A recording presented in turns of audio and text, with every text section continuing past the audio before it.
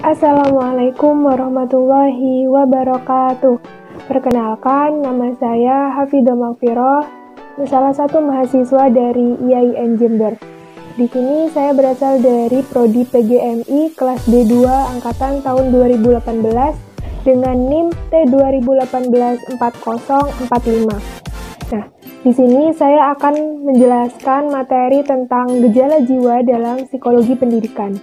Sebelum kita langsung membahas tentang gejala jiwa, kita perlu mengetahui dulu, apa sih psikologi pendidikan itu? Nah, psikologi sendiri berasal dari bahasa Yunani, yaitu psikologi, yang terdiri dari dua kata, yaitu psyche atau psycho yang berarti jiwa, dan juga logos yang berarti ilmu atau sebuah pembahasan. Nah, jiwa di sini tidak bisa diartikan dengan jelas atau dengan detail karena jiwa itu bersifat abstrak dan tidak nampak, tapi tetap diakui keberadaannya. Nah, jadi psikologi itu dapat diartikan sebagai ilmu yang mempelajari sebuah tingkah laku manusia baik secara individu maupun kelompok yang mempengaruhi lingkungannya. Nah, sedangkan pendidikan itu berasal dari kata didik.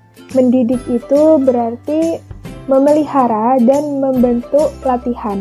Nah, pendidikan dapat diartikan sebagai usaha sadar dan juga sengaja yang dilakukan untuk mengubah tingkah laku manusia baik secara individu maupun kelompok yang bertujuan untuk mendewasakan manusia dalam upaya pengajaran dan juga pelatihan. Nah, jadi psikologi pendidikan itu merupakan sebuah penerapan ilmu psikologi yang dimasukkan ke dalam dunia pendidikan. Nah, jadi dalam dunia pendidikan itu kita menggunakan ilmu psikologi untuk mengetahui bagaimana sih karakter peserta didik itu. Nah, seperti itu. Kan kita sebagai calon pendidik juga penting untuk mengetahui tentang ilmu psikologi ini sendiri gitu ya. Nah, setelah kita tahu tentang apa sih itu psikologi pendidikan dan bagaimana pentingnya psikologi pendidikan bagi kita sebagai calon pendidik gitu ya nanti. Nah, sekarang kita akan membahas tentang gejala jiwa. Nah, sebagaimana yang sudah saya jelaskan sebelumnya bahwasanya psikologi itu mempelajari tentang tingkah laku manusia ya, nggak hanya tentang tingkah laku manusia saja. Di dalamnya juga terdapat pembelajaran mengenai proses mental gitu ya, karena tingkah laku manusia itu berasal dari proses mental yang telah dia lakukan atau yang telah dia lalui gitu loh. Nah, proses mental di sini itu disebut sebagai gejala jiwa gitu. Nah, ketika kita hendak mengetahui bagaimana seseorang itu berperilaku, kita harus mengetahui dulu bagaimana proses mental yang telah dia lalui. Nah, itu juga dapat kita terapkan nanti ketika kita mempunyai peserta didik atau anak didik kita saat di sekolah gitu ya. Ketika kita hendak mengetahui bagaimana perilaku peserta didik ini yang sebenarnya gitu, kita harus mengetahui terlebih dahulu bagaimana proses mental yang telah dia lalui selama proses pembelajaran. Nah, seperti itu. Nah, gejala jiwa itu sendiri terdiri dari 4 bagian. Yang pertama itu adalah kognisi atau pengenalan. Nah, pengenalan itu sendiri dapat diartikan lain sebagai pemerolehan, penataan, dan juga penggunaan pengetahuan gitu ya. Nah, dalam kognisi ini terdapat 6 bagian lagi. Yang pertama itu adalah pengamatan. Nah, pengamatan ini dapat diartikan sebagai bagaimana kita mengetahui sebuah objek atau sesuatu itu melalui panca indera. Jadi kita mengamati sesuatu itu menggunakan panca indera kita gitu.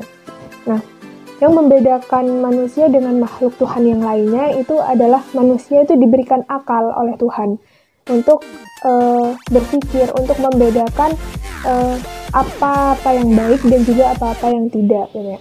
Yang kedua adalah tanggapan. Nah, setelah kita mengamati sesuatu, kita mengamati suatu objek atau benda atau sebagainya, ketika kita sudah tidak mengamati hal tersebut, kita akan melakukan sebuah tanggapan gitu ya. Apa yang sudah kita amati itu akan kita tanggapi. Misalnya kita mengamati sebuah ballpoint. Nah, setelah ballpoint ini tidak ada, setelah kita tidak mengamati ballpoint ini lagi, kita akan menanggapi bahwasanya ballpoint tadi bentuknya lonjong, berwarna biru. Nah, seperti itu. Nah, yang ketiga adalah fantasi. Nah, fantasi ini bisa diartikan sebagai imajinasi gitu ya. Nah, fantasi itu terbagi menjadi dua macam. Yang pertama adalah fantasi mandiri. Nah, fantasi mandiri ini di mana saat kita melakukan imajinasi atau fantasi tadi sesuai dengan keinginan kita sendiri, tidak dipengaruhi oleh orang lain. Biasanya fantasi seperti ini tuh dimiliki oleh para ilmuwan, anak-anak, pokoknya yang dia itu memiliki daya kreativitas dan imajinasi yang tinggi gitu. Nah, yang kedua yaitu fantasi terpimpin.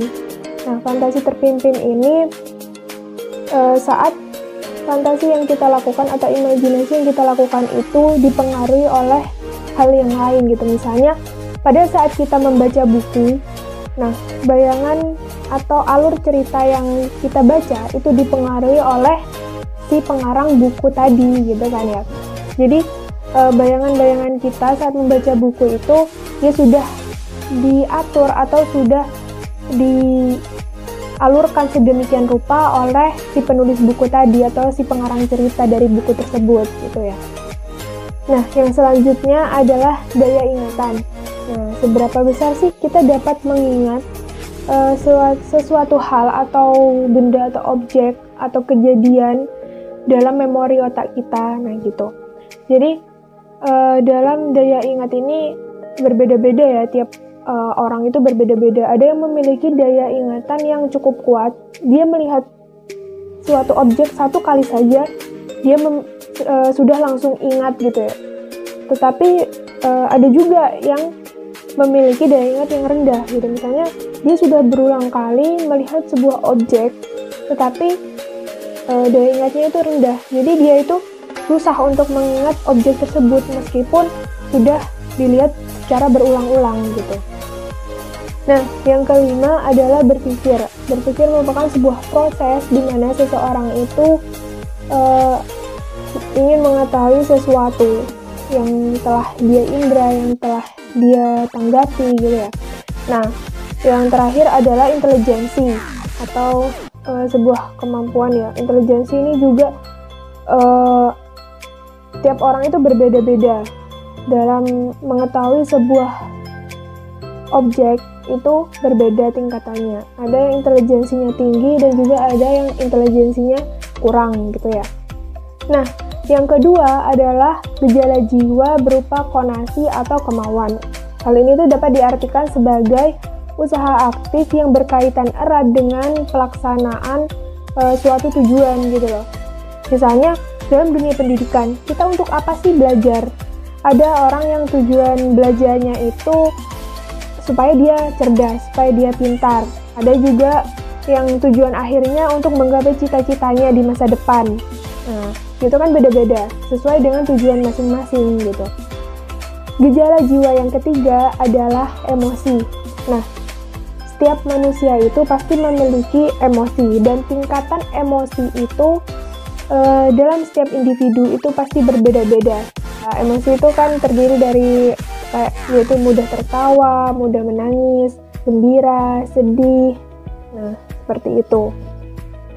Nah, gejala jiwa yang terakhir adalah gejala jiwa campuran. Nah, di sini itu meliputi yang pertama adalah perhatian. Perhatian dapat diartikan sebagai usaha aktif yang dilakukan oleh jiwa yang ditujukan kepada suatu objek tertentu gitu ya.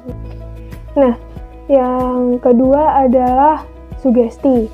Nah, sugesti di sini itu dapat diartikan sebagai sebuah arahan yang dapat mempengaruhi pemikiran dan juga tingkah laku kita. Nah, yang ketiga atau yang terakhir itu adalah kelelahan.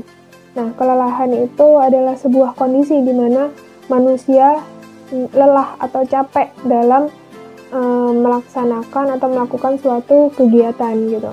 Ketika dia sudah terlalu banyak melaksanakan kegiatan, fisiknya juga akan menurun gitu ya, daya tahan fisiknya juga akan menurun dan akan merasakan lelah gitu. Nah, mungkin itu saja yang bisa saya sampaikan mengenai gejala jiwa dalam psikologi pendidikan. Apabila ada kekurangan dan juga salah kata, mohon dimaafkan. Akhir kata, wassalamualaikum warahmatullahi wabarakatuh.